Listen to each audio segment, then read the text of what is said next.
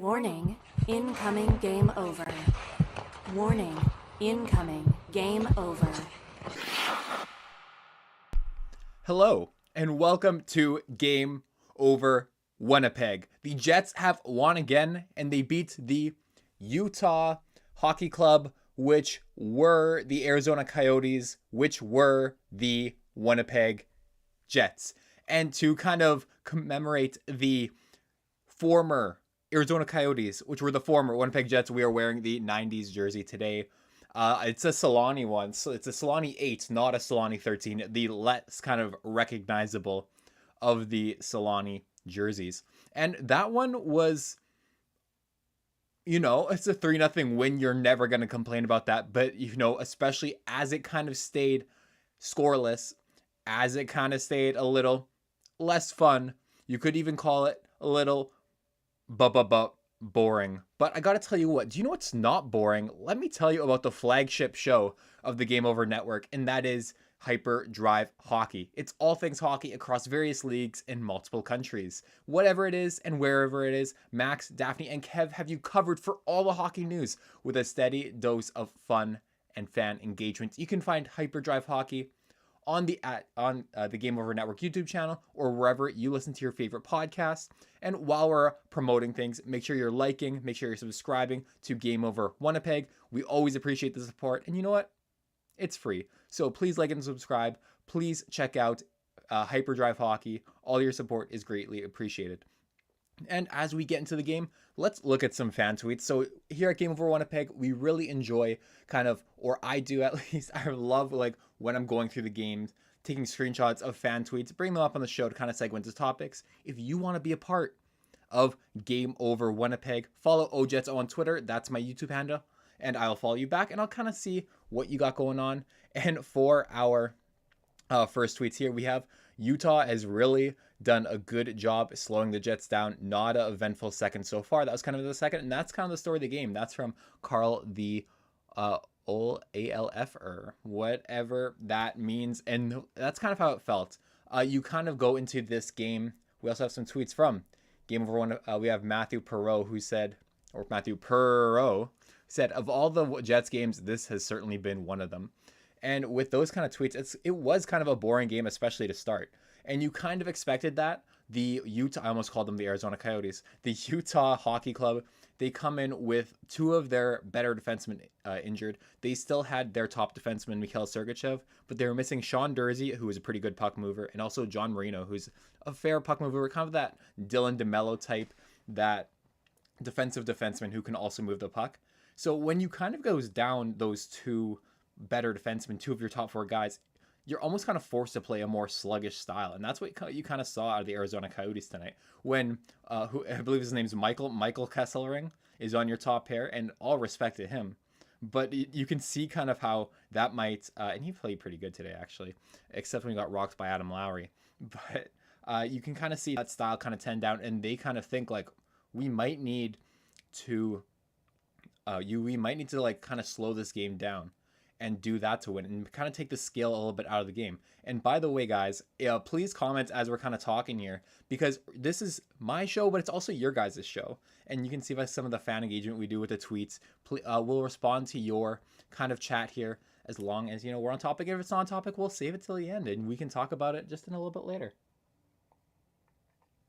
So with this slower game, the Utah Hockey Club might have think that they can play this slower style, but they obviously did not watch the Winnipeg Jets last year. I always say the Winnipeg Jets last year were trying to win every single game 0 to -1.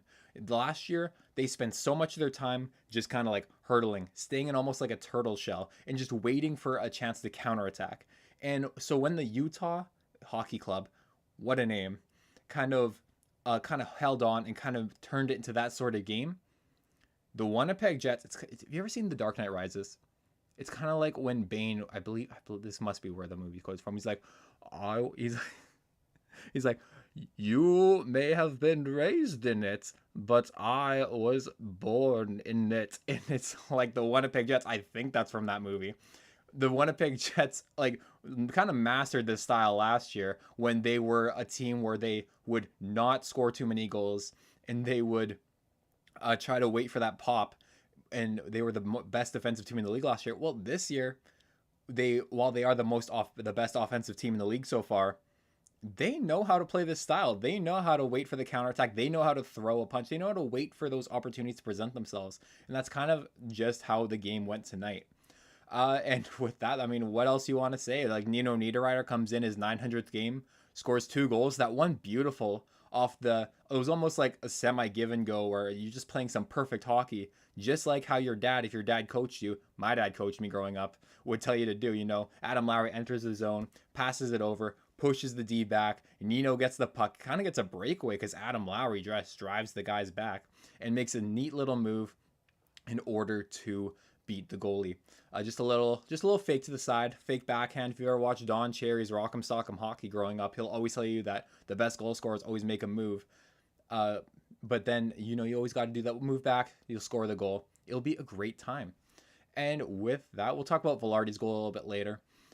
But, Nino Niederreiter, 900th, he's been such a revolution for this team in this fourth line. He's got to be the best line mate Adam Lowry's ever had, and just kind of the best iteration of this line we've had since the Andrew Kopp days, especially the Andrew Kopp days. And I don't think they've ever had this line with that identity with a guy as good as Nino Niederreiter to play alongside Adam Lowry. And coming into this game, we were really concerned about Kyle Connor in Jets land. He took that hit from Nikita Kucherov, that hit from behind, and we were kind of scared. He's on this game, this huge point streak. Did he get a point tonight? He must have got one on the Velarde. Please tell me in chat. I believe he did. But with that injury, you're really concerned for this guy because he's one of the things that's making the Jets tick, and he comes out and he's dancing. He's playing with the most confidence I've seen in a Jets player. There were so many times where he would go up to a Utah defender and he would just kind of make these little moves, I'm just going to slice the puck through your feet and go around you. And he's doing these just fantastic plays, moving around guys, having a great old time, and just making so much space for him and his line mates. And that top line's been doing such a better job. They still have their defensive relapses, but one thing that you're noticing is that they will go into the offensive zone and they'll kind of be able to stay there for a bit. They'll have that sustained pressure. It's something you saw a little bit last game when they came off of when they came off one of their penalty kills. There were a few of those in that last game. And then that Mark Scheifele, Gabe Valard, Kyle Connor line would come out and they'd apply that pressure. They'd get the opposing team down low and they'd be able to just have sustained pressure, wear down the opponents. And that's when a line like the speed of the second line or the tenacity of that third line can come in and really do some damage if that first line doesn't score. One guy you're always worried about getting hurt these days, and it seems like he's so close every single game, is Vladimir Nemestikov. And we have our own Harrison Lee. This is one of the tweets I'm talking about. Guys, it's your show as well as mine. Make sure you're following OJetso on Twitter. Make sure you're commenting in the chat. Right now, we just have Go Local Sports Team saying Go Jetso, go. And Go Jetso, but also follow OJetso, my Twitter handle. Link is down there if you need to know how to spell it. So we have Harrison saying, I might sit Vlad for a couple of games just to let him heal and rest. There's no way he's not banged up beyond belief. And this is something I said last game over on Twitter. I was just like, this guy seems like he's taking a big hit. He is tripping. He's pulling something every single game. This tweet came after he crashed into the boards. And it's one of those things where you're like, how much is this guy going to take? And with the Jets kind of roster right now, they have Dylan Colland in the kind of in the press box. They have Hayden Fleury, who's also in the press box. And then they have, who's the forward? David Gustafson, who's also in the press box. So they really don't have the ability to bring someone up. And if Vlad comes out, who are they going to put in? But Vlad keeps going in this game after that crash, and he's such a pro. You see this guy, and you kind of have Vladdy and you have Nino. They came over at the same trade deadline, and they feel like they're kind of a package deal at this point. But Vladimir Nemestikov, he's in this game, and he made his impact be known. He was making some pretty good defensive plays, which we really know him for. But he was also making some plays on the offensive end, and there was a shift where him and Clayton Keller, when you're kind of nagging an injury, which you feel like Vladimir Nemestikov might have. I don't want to say anything on his behalf, but with Vladimir Nemestikov, there was a shift where him and Clayton Keller were just absolutely going at it, and you just see this fight and this tenacity that this guy has, and it feels like night in, night out, you're getting this such a consistent effort and such consistent results of this guy. And he feels, and Vladimir Nemestikov, he feels like he's almost like a 6 out of 10 in every category. You know, his shot, 6 out of 10. His vision, his passing, they all feel like 6 out of 10. He's not the best skater, but his hockey IQ just feels like out of this world. And with his vision, and he's such a pro's pro, and you look at him play and you're like, I could see how this guy would have been such a high draft pick when he was picked. He was like 10th or 11th overall in 2010 or 11. And with that, you just he's just such a beautiful player, and he's such a nice have. And he might not be a second line center, but maybe he's a second line center in October, and they can fix that problem down the road. Josh, my friend Josh, he said Nino was such a good pickup for fantasy. Man, that guy, if you're in a categories league, he hits, he scores goals, he'll do a lot of things you need him to do. And low key, with the Jets power play this year, they have kind of they have like that both units kind of going in unison. And with Nino Niederreiter, it feels like it's either him or Perfetti who are setting up the goals on that second unit when they happen. And he's just such a lovely guy. This is my Funko mug, by the way. Shout out to my nephew Macklin, named after Macklin Celebrini, who returned tonight. I hope he had a great game. So anyway, we are going to kind of go into the second period now. This is the part of the show where we're going to talk about long-term trends. And before we talk about long-term trends, let's talk about something that I hope personally is here for a long time. And it's the Game Over Network, which is where you're watching us right now. And it's an independent production focused on community inclusion and quality people. If you're interested in supporting the Game Over Network, we have crowdfunding options available. In the description of this episode, you'll find a link to our Patreon page, and we're also working on a page through Lowry. It's a crowdfunding platform for companies originating in Quebec, just like Game Over. And for Lowry, we're aiming to raise $15,000, and if we hit that goal, we'll gain access to government grants that allow us to employ more people. So hey, if you're looking at me and you're like, hey, Brendan, you don't know nothing, I could do a better job than you, I have a much cooler room with much more Jets props than you, you should, maybe support and come audition. It'll be great. It'll be a great time. I'd love to have you here on Game Over Winnipeg if you would like to join us. But first, we gotta get some more funding here. And so let's hop into the second period.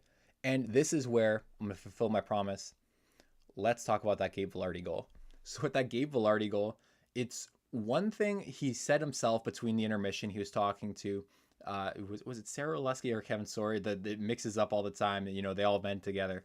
But they were talking about Gabe Valard scoring and having a slow start. And you can still kind of see it. Sometimes he's a lot better than he was at the beginning of the season. At the beginning of the season, in that Minnesota game, it felt like he could not make a pass. And with him, I always feel like with goal scorers, right? There's scoring goals, and then there's when and how you score. And for him, he comes out and he comes in and he gets that tip goal, and he's a guy who just makes his living from the net. He's great at tipping. We haven't seen a between the legs goal yet, but you feel like that's coming because he's always just making those moves. And with him, you kind of feel like, okay, that's the big one, getting that tip goal, something we've seen from a lot of Winnipeg Jets this year. But that's one where you're like, okay, this is where it can really start to get going for him, because now he's got the goal in the way he knows how to score. He's had the wrap around, he's had some in tight ones, but the tipping is what really makes him work. And with that power play, I believe that was his first power play goal. It was especially his power play goal where he is tipping and scoring it the way you think he would, like within 3 centimeters of the goal of the crease. And you really like to see that confidence, because it was almost like a missing piece of the power play. And it's crazy because coming into this game, it was rocking a 44.1%, which is the best in the league. And it feels like if they can add just another component, it's not going to get better. There's going to be a downturn at some point. 44% is not sustainable. But you're seeing, like, as the Winnipeg Jets are on this streak, they're 12-1. They can continue to add these kind of things to their toolbox. And some other things about this power play that are kind of going in.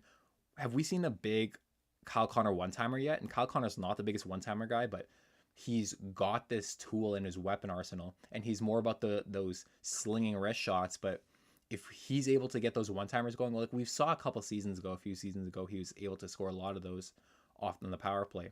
But if he's able to add that back in, it might just be like more things for this team to add while they're riding these hot streaks. Because the Winnipeg Jets are rocking, like, coming into this game, a 15.2 shooting percentage, which again, not sustainable. But if you can work on things while you know these percentages are going in your favor, let's do it. Let's keep the good times going. And along with the power play, another thing that was great for the Jets this tonight overall, and you know what? The Winnipeg Jets have so many good things going for them. We're starting to run out of things to talk about in terms of how well things are going for them on this. The streak was disrupted against Toronto, but on this like start that they've been having is Lowry's first shift and just the kind of impact that this man has.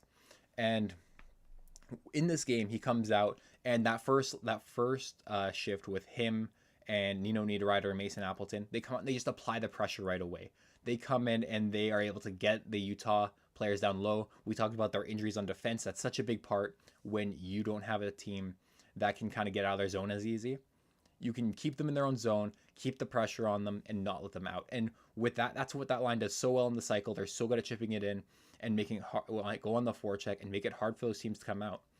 And one thing you really appreciate about Adam Lowry is just his time as captain. It's been this year and this past season, the one before, and since 2018 they had that huge year, and even in 2019 they had such a great start and then it fell off, and it felt like that was a trend for a few years where the Jets would have a great start to the season and then fall off, and then even last year you have that start to the season and fall off. But this team has such a belief in themselves, and it kind of starts with Adam Lowry, and you can kind of see that as he goes, a lot of parts of this team kind of go too. And one thing you really notice is when Adam Lowry goes into that back corner and just knocks Kesselring on his back, lying there, he also knocked him into Dylan Samberg. And that kind of was a turning point for Dylan Samberg in the game. Now, it was early, but from that point on, it was almost like a wake-up call where Dylan Samberg was like, oh, I should just be more physical. I should just do a little more things. And you saw him, there's a time where he was boxing out Barrett Hayton from the net, and I've been hoping and wanting and just pleading for these Winnipeg Jets defensemen, him, Logan Stanley, the guys who you kind of want, the bigger frame guys. Don't let people take liberties in front of Connor Hellebuyck. And when I saw him just boxing up Barrett Hayton in that third period, I was like, yes, please, thank you. It was like you're eating like Halloween candy, you know, you have the whole pillowcase, you're unwrapping as you go. It's so good. Let's just give me more. And I just love when the Winnipeg Jets are getting in there and making those things happen. And then also with like Adam Lowry, I saw a tweet today from Murat of The Athletic, and you've kind of seen this in a couple places. And where is it? Yeah, we have Murat saying, would it be a Galaxy brain take to think Adam Lowry has a better shot at Team Canada than Mark Scheifele does? Not arguing he's the most talented player, but the more fully realized version of the player type. What if Canada wants to fill a role? And then Murat says that he knows that, you know, Josh Morrissey out of anyone on the Jets has the best point of making the team. And I don't think that Adam Lowry really has a case for Team Canada. You just feel like with him, there's just players you might rather have to fill that role. And maybe not the physicality, but if you want a defensive center, you might take a Ryan O'Reilly from Nashville. And if you want like that physical role, there are like you got guys like Tom Wilson who scored a lot of goals in his career. You can find those more physical pieces for sure who might have a little more edge. But just having this guy in that conversation from a few respected writers like Murat, like Elliot Friedman, you can really see the appreciation and just him bringing people into the fight with him. A guy like Dylan Samberg who is thrust into this role that Brendan Dillon left behind. And it's kind of seems like it's starting to be by committee between him and Logan Stanley on who's going to fill this role that Brendan Dillon left as kind of the, what do we call it? Not defensive defenseman, but the physical aspect of the defense. And it's nice that Adam Lowry, like through his leadership, was able to get that started with Dylan Samberg today. And then Dylan Samberg, what a game. On top of just playing a little more physical, just nice breakout passes, had a great stick in all aspects of the game. Kind of a breakout machine there, and he was just a guy who just super steady throughout this time, and just a nice guy. And he's come into this team and he's fulfilled that top role again that Brendan Dillon left behind. made that pairing with Pionk. And, Neil Pionk has so many points this year, and you feel like he wouldn't feel as comfortable to take these risks, because when Neil Pionk goes for these goals, it's usually a risk. He's usually going out there making a huge pinch, and as he's getting more confidence, those pinches kind of go for him. But I don't think he would have been able to have this start off the top of the season if he didn't have that faith back in Dylan Samberg. And we are going to kind of, off that transition of Dylan Samberg, we're going to kind of get into our third period, which is where I'm the host here. I get to talk about whatever I want, and it's going to be fantastic. I want to talk about some Tampa Bay Lightning. We're going back, and we're going to talk about some present people on the Utah and the Jets who are players in the Tampa Bay Lightning and what we can kind of think about them. And so before we get into that, let's talk about Game on Hockey. Game on Hockey is a show that's hosted by Graham on the Game Over Network, the main channel. If you're not subscribed to Game Over Winnipeg, first of all, what are you doing? Like this video too. It's free and easy way to support the channel. But then when you're done doing that, when you're done watching this, go to Game Over Network, the main channel. Graham has a nice show where he gives you daily notes Monday through Friday on what's going on in the entire National Hockey League. So if you are a hockey fan, more importantly, if you're a busy hockey fan, you need to catch up on the news of the day. You don't have time to read things. Maybe you're at work, you go to the bathroom, you pull out the phone, maybe you get some AirPods like these, take a little break, get caught up on the news of the day, watch Game on Hockey with the Game Over Network. And with that, let's get into the third period. So with the third period today, I want to talk about some former and current Tampa Bay Lightning. One thing that we're going to find out as Jets fans as the season progresses is we're going to run into some teams. We're going to go against the Colorado Avalanche on Thursday, and we need to learn how to cheat. Might be controversial, but the best teams that win the Stanley Cup, they learn these lessons along the way. And the Winnipeg Jets, they have an older core. They haven't gone on a deep run since 2018. We got to learn how to cheat, how to bend the rules, how to kind of take advantage of those times when the NHL officials aren't kind of going our way, aren't kind of cooperating within the rules of the sport of hockey. So what we have to do is, you take these little lessons from these games, from these championship caliber teams. And Tampa Bay, you see them in the last game where they're kind of playing a little dirty, and you feel like it's a little dirty.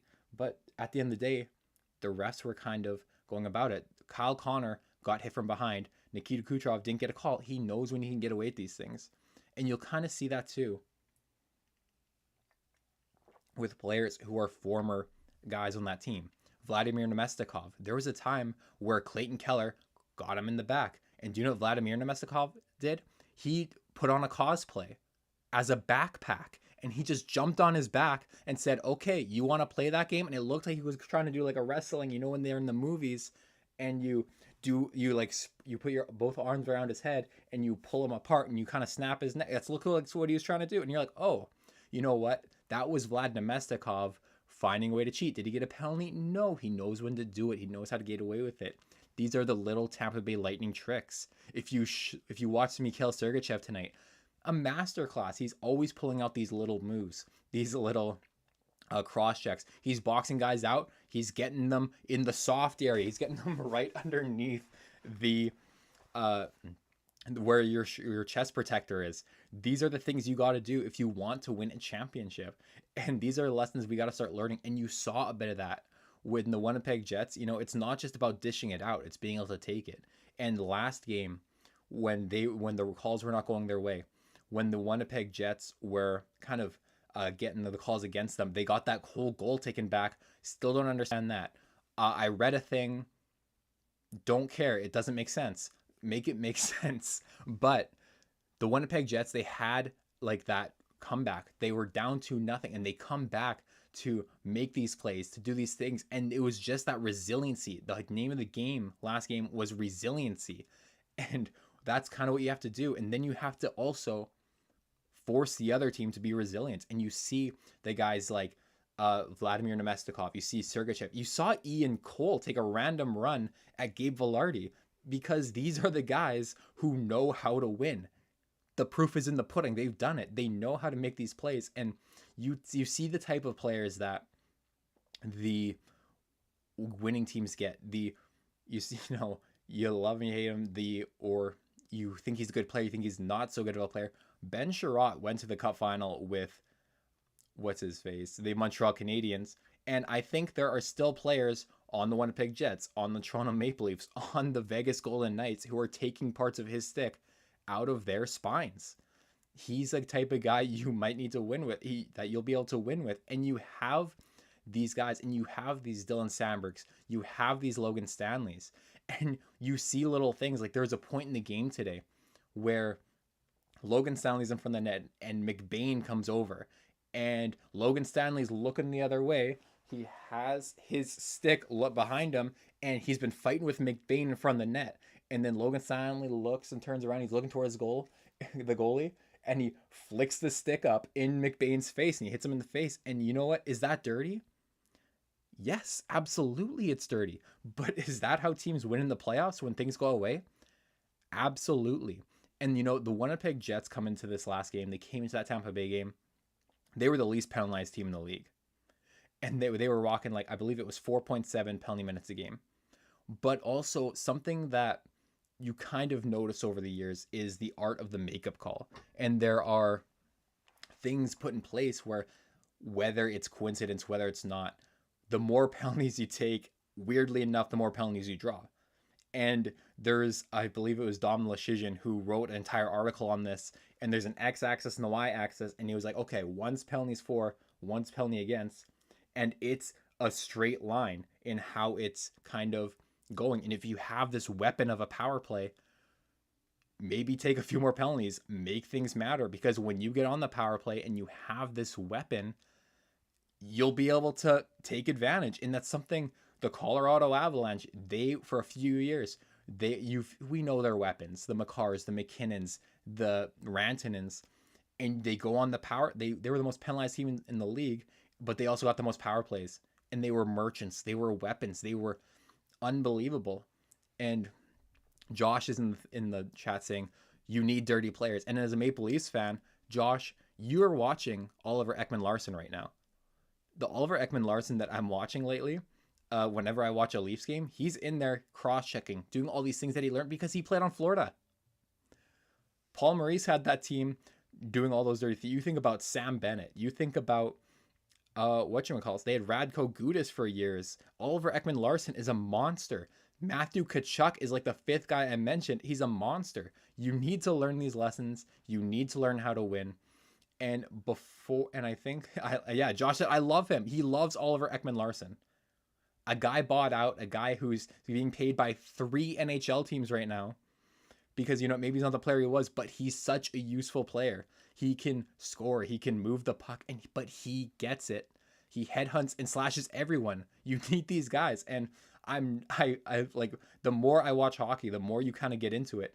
You listen to your uncle at the Thanksgiving table be like, hey, you need this guy, they need to be tougher. They need to do this, then this and that. And you're like, what do you mean? They got outscored 8-0. But you see it. You see how one thing leads to another. You see how the headhunting and the slashing, it all builds up, and you see how that cheating gets you a little farther in this league.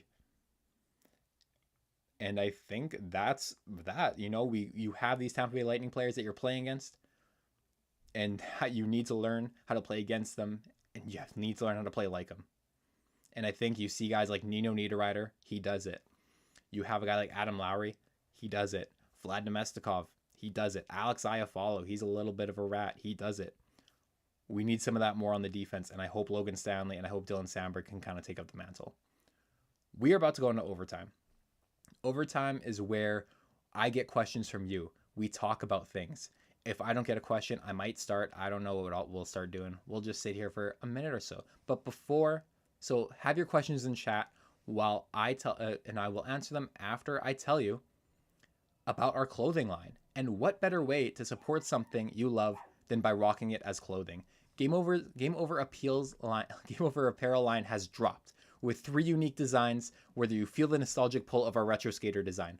Want to make a statement with our established design, or want to wear your love of goalies proudly with our live or die by the goalie design. Our team has Connor Hellebuck. We live and die by the goalie many nights. And if you need another coffee to get you coffee cups through the winter, we have you covered. This is the mug. I talk about the mug every single show. I love this. Everyone in my family is getting one of these for Christmas. It's wild. Look at this. We have a hoodie. And in the hoodie, I'm getting one of these. I'm excited. It's on the way. I'll be wearing it soon. Maybe you will be too. These are designed by Brady Chalice from Game Over Winnipeg. Use the QR code. I'm finally getting these hand signals right. On stream now to take a look through our apparel store and help us build local sports media in Canada while repping your community. If you're listening to this in podcast form, just go to the GameOverNetwork.com. They'll be there for you as well. I'm going to keep the QR code. Hopefully we'll get some questions. And yeah, let's see what you guys want to know.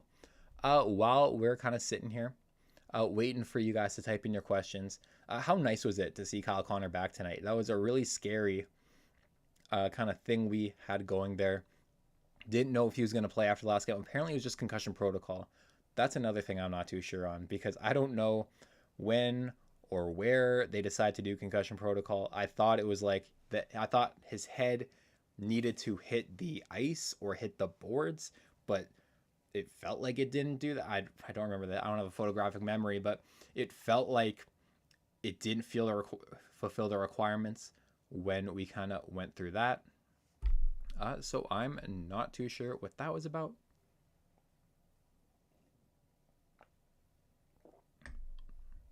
Also, all right, well, we'll see if as I wrap up the show we have any questions. But my name's been Brendan Labarre. My name has been Brendan Labarre.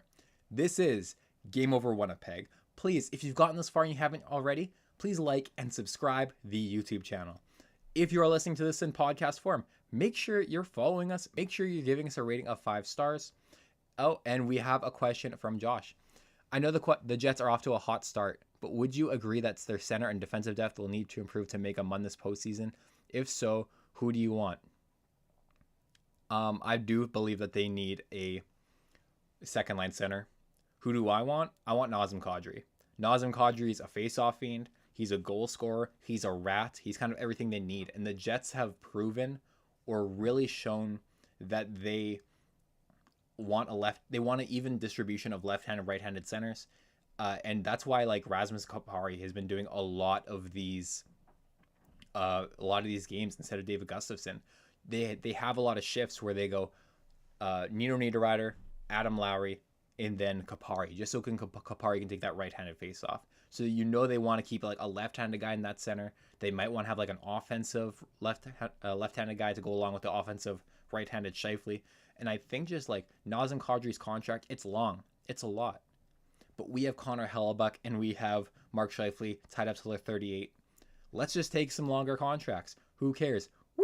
Like, it's fine. It doesn't matter what happens, because by the time that Mark Scheifele and Hellebuck are 36, the Jets are probably in a hole anyway. So let's just stack up. For defense, honestly, I'd like to see them get a top 4 defenseman, preferably left-handed, make Sandberg kind of come down, or just kind of make another pair to make like 2 bottom pairs are kind of the same. Getting defense are so hard because everyone wants to do it. I feel like there's just a shortage of defense around the league.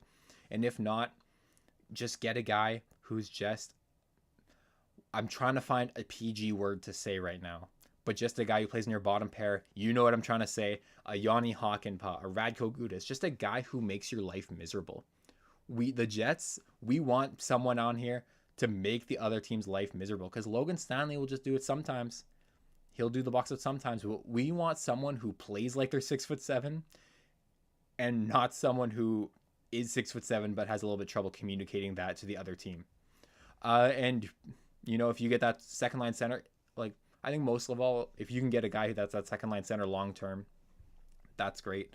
That top 4 defenseman's a little harder to get, but yeah, just a guy who's like tough to play against, because if Sandberg can kind of keep taking steps, maybe he's just that top 4 defenseman, and the Winnipeg Jets will never take Neil Pionk out of the top 4. Go Local Sports Team says, what's more exciting to watch, Seeing a rookie's first NHL goal or seeing a guy who doesn't score a goal? I think it depends. If you are in a rebuild, it's definitely a rookie's first NHL goal. And sometimes you're almost just kind of expecting someone's first NHL goal. And it can be really exciting, especially if it's like a Macklin Celebrini. Actually, I'm going to change my answer. It's always depends on the rookie. Actually, it's like by status. Like for Macklin Celebrini, it's like, oh my gosh, he's here. When you're watching him play, it's like he's finally here. We have the guy now. It's another step forward. It feels like your problems are being solved on the fly. But if it's a big moment, or if there's a guy who doesn't usually score, and you're in like a playoff game, this guy's like a beloved member of the team. Like we're thinking like who's a long-term guy on your team, the